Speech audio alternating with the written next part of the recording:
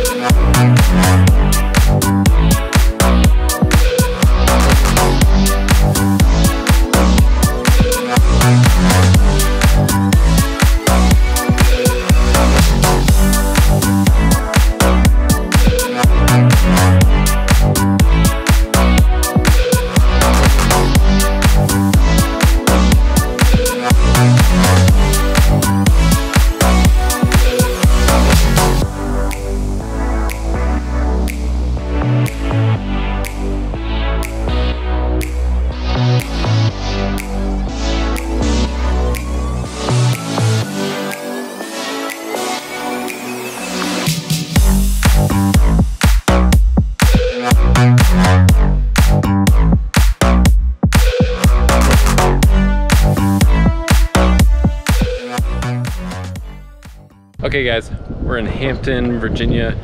We just cleaned out this house. This is what we got. It's kind of a sensitive situation. The guy really didn't want us to get rid of this stuff, but we did anyway. Yeah, so I quoted her between $500 and $600. There was some mold in there. Yeah, that's it.